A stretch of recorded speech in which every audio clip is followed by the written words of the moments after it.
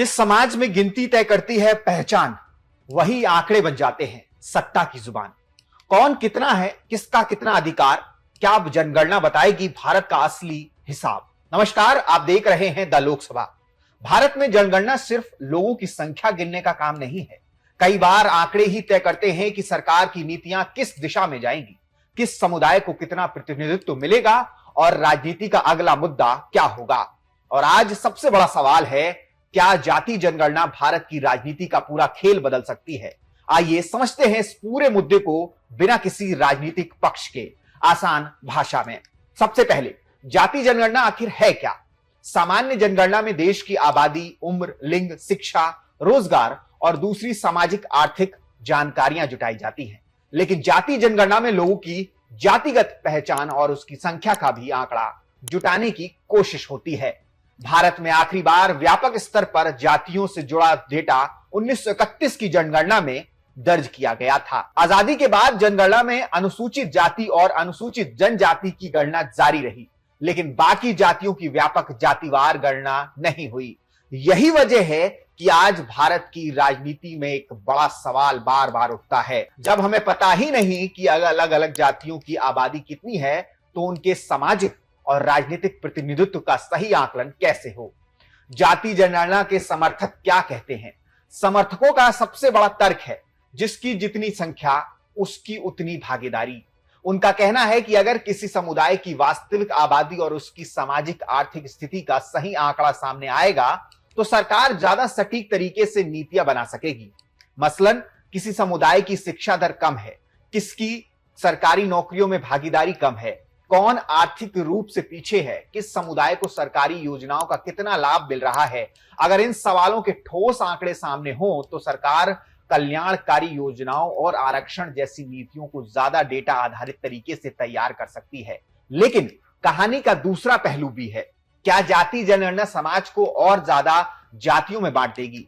आलोचकों का तर्क है कि भारत पहले ही जातिगत राजनीति से जूझ रहा है। अगर हर चुनाव में यह गणित होने लगे कि किस जाति के कितने वोट हैं, किस जाति को कितने टिकट मिले और किस समुदाय को क्या मिला, तो क्या राजनीतिक विकास, रोजगार, शिक्षा और महंगाई जैसे मुद्दों से हटकर सिर्फ जातीय समीकरण नहीं बन जाएगी।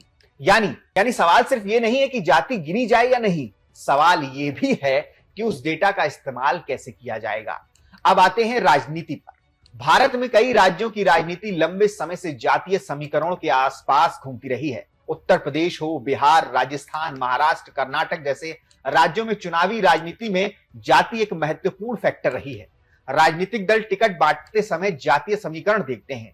उम्मीदवारों का चयन करते समय सामाजिक प्रतिनिधित्व देखा जाता है और चुनाव के दौरान यह सवाल भी उठता है कि किस समुदाय का वोट किस पार्टी के साथ जा सकता है। ऐसे में अगर जाति जनगणना से नए और विस्तृत आंकड़े सामने आते हैं, तो राजनीतिक दलों के पास और ज्यादा सटीक सामाजिक राजनीतिक डेटा होगा। इससे चुनावी रणनीति बदल सकती है, उम्मीदवारों का चयन बदल सकता है, आरक्षण को लेकर बहस तेज हो सकती है और सबसे महत्वपूर्ण, कौन कितना बड़ा सामाजिक समूह है, इस पर चल रही कई राजनीतिक धारणाओं की जगह आंकड़े ले सकते हैं। लेकिन यहां एक बहुत बड़ा संवैधानिक और राजनीतिक सवाल भी है। अगर किसी जाति की आबादी ज्यादा निकली है, तो क्या उसे उसी अनुपात में राजनीतिक प्रतिनिधित्व मिलना चाहिए। क्या आरक्षण आबादी के अनुपात में बढ़ाया जाना चाहिए। क्या सरकारी नौकरियों और शिक्षा में हिस्सेदारी भी उसी हिसाब से तय होनी चाहिए। और अगर ऐसा होता है, तो मौजूदा आरक्षण व्यवस्था पर क्या असर पड़ेगा। यहीं से मामला और संवेदनशील हो जाता है, क्योंकि भारत में आरक्षण सिर्फ एक संख्या का विषय नहीं है। यह सामाजिक और ऐतिहासिक पिछड़ेपन, समान अवसर और प्रतिनिधित्व से भी जुड़ा हुआ है। इसलिए जाति जनगणना के आंकड़े आने के बाद सबसे बड़ी बहस सिर्फ कौन कितने प्रतिशत है पर नहीं होगी, बल्कि यह होगी कि किसे कितना प्रतिनिधित्व मिलना चाहिए और उसके लिए संवैधानिक आधार क्या होगा। एक और बड़ा असर, ओबीसी राजनीति। भारत में अन्य पिछड़ा वर्ग यानी ओबीसी राजनीति पहले से ही बेहद प्रभावशाली रही है। अगर जाति जनगणना में ओबीसी और दूसरी जातियों की वास्तविक संख्या का विस्तृत डेटा सामने आता है, तो कई राज्यों में राजनीतिक समीकरण बदल सकते हैं। कुछ समुदाय कह सकते हैं हमारी आबादी ज्यादा है लेकिन प्रतिनिधित्व कम है। दूसरे समुदाय कह सकते हैं हमारी सामाजिक आर्थिक स्थिति ज्यादा खराब है, इसलिए हमें ज्यादा सहायता चाहिए। और यहीं से आरक्षण के भीतर आरक्षण, क्रीमी लेयर, पिछड़ेपन की नई परिभाषा और संसाधनों के बंटवारे जैसी बहसें और तेज हो सकती हैं। लेकिन क्या जाति जनगणना से गरीबी खत्म हो जाएगी? जी नहीं। सिर्फ आंकड़े इकट्ठा करने से किसी गरीब परिवार की आय नहीं बढ़ेगी, किसी बच्चे को अपने आप अच्छी शिक्षा नहीं मिलेगी और किसी बेरोजगार को नौकरी नहीं मिल जाएगी। जाति जनगणना सिर्फ एक डेटाबेस दे सकती है, उसके डेटा को सही नीति में बदलना सरकार और राजनीतिक व्यवस्था की जिम्मेदारी होगी। यानी असली सवाल है डेटा के बाद क्या। और अब सबसे दिलचस्प पहलू, जाति बनाम विकास। भारत तेजी से बदल रहा है, शहरीकरण बढ़ रहा है, नई नौकरियां और नए पेशे सामने आ रहे हैं, युवा पीढ़ी सोशल मीडिया और इंटरनेट के जरिए नई पहचान बना रही है। ऐसे में क्या आने वाली राजनीति जाति पर आधारित होगी या रोजगार, शिक्षा, स्वास्थ्य, महंगाई और आर्थिक अवसर जैसे मुद्दे धीरे धीरे जाति की राजनीति से आगे निकलेंगे? शायद भविष्य की राजनीति दोनों का मिश्रण होगी, क्योंकि भारत में जाति अभी भी सामाजिक वास्तविकता है, लेकिन साथ ही एक नया भारत भी बन रहा है जहां युवा अपनी पहचान को सिर्फ जाति से नहीं बल्कि शिक्षा, करियर, आय और अवसरों से भी जोड़कर देखता है। तो क्या जाति जनगणना भारत की राजनीति बदल देगी?